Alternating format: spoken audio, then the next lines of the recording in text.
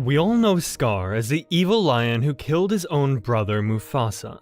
But Scar wasn't always evil, because with the new Mufasa movie coming out, we see a whole new side of Scar. Back then still called Taka. He was a very sweet little cub that always dreamed of having a brother. So when he saw a cub that was about to be eaten by a crocodile, he saw his chance. He saved the little cub from the crocodiles and proudly took him back to his home. But his father, Obasi, wasn't happy with the stray. And when he heard his name was Mufasa, which means king, Obasi was completely furious. But Taka's mother, Eshe, thought they should give the cub a chance. So Obasi suggested they should have a race. If Mufasa wins, he can live with the lionesses of Obasi's pride. If Taka wins, they will finish Mufasa. It was a close call, but when Taka realized he wasn't going to have a brother if he won, he slowed down, telling Mufasa his secret that he always wanted a brother, and the kind Taka let Mufasa win the race. Obasi got angry and couldn't see the good in this, but he kept his word and let Mufasa stay with the lionesses. But if Taka was so kind back then, what could have changed him? Well, I think it was mainly Obasi's fault, and here's why. In the Mufasa movie, we meet Obasi as king of the pride and father of Taka, but Obasi was a lazy king. He was just lying around and letting the lionesses do all the work.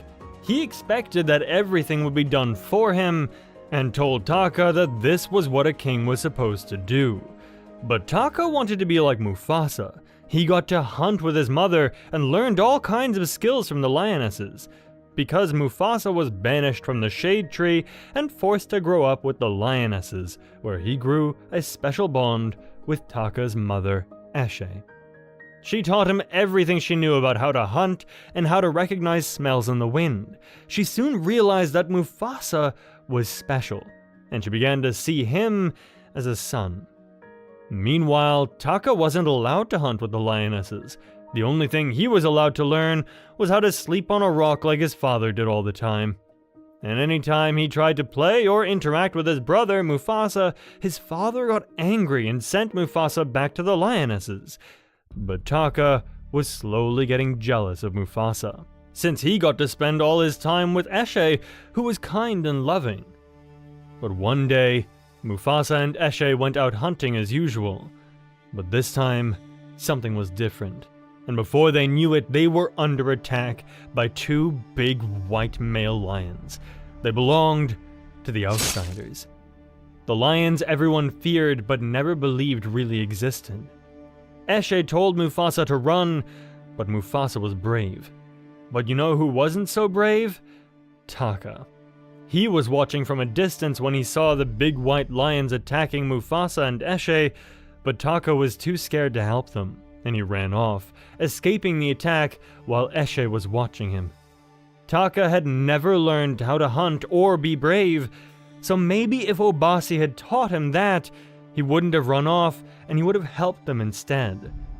But luckily for Eshe, Mufasa was strong and brave. He killed one of the white lions and the other ran off.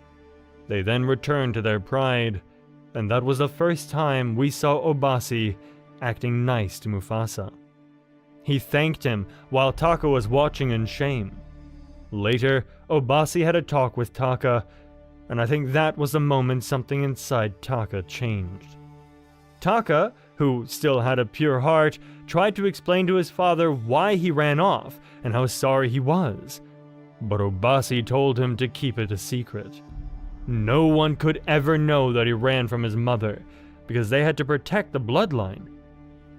To Taka, this didn't feel right. He shouldn't protect them with a lie. But his father told him that deceit is a tool of a great king. And these words changed Taka's mind completely. Not long after, Kiros was moving closer to Obasi's pride, so Mufasa and Taka were sent away to find a new place where Taka could become king. Obasi thought he had taught Taka how to be king, but it soon showed that he didn't teach him anything he could use. At first, Taka still seemed to be the kind lion he used to be, but this all changed when Taka and Mufasa met Sarabi on their way to find a new home. Sarabi was the most beautiful lioness Taka had ever seen. He immediately fell in love and wanted her to become his queen. They also met Zazu, a hornbill that traveled with Sarabi, and Rafiki, a wise mandrill, on their way to their new home. They were looking for Milele, the place Mufasa's mother had told him about as a cub. But while they were traveling, Sarabi soon realized Mufasa was the one with the special gifts, not Taka. At first, Mufasa wouldn't give in because he felt like he had to do everything for Taka. He was the one who was going to be king, so he had to listen to him. He helped Taka get to Sarabi, but Sarabi saw right through it. Eventually, Mufasa gave in and started to like Sarabi too. When Taka saw this, he felt betrayed and remembered his father's words, "Deceit is a tool of a great king." He then went to the outsiders, who were chasing them because Kiros, their leader, wanted revenge for the death of his son, because the lion that Mufasa had killed while he and Eshe were under attack turned out to be Kiros' son. Taka made a deal with Kiros and marked a path for the outsiders to follow. And when they would reach Milele, Taka would go over to their side. This is another thing that never would have happened if Obasi had been a good father to Taka. He only did this because Obasi taught him that lying was a good thing and that deceit is the tool of a great king. They soon reached Milele, but not long after, the outsiders were coming for them. Mufasa immediately made a plan and got the animals of Milele together to fight. It went very well until Kiros closed him in. Kiros was about to kill him, but then the unexpected happened. Taka was watching from a distance and remembered what his mother said to him when he was too afraid to help out before. She told him that his moment of courage would come. Taka regretted his betrayal. He didn't want his brother to die. He jumped in between them, leaving him with a scar across his eye. This is another sign that if Taka was also raised by his mother, he probably would have made better decisions instead of becoming a liar.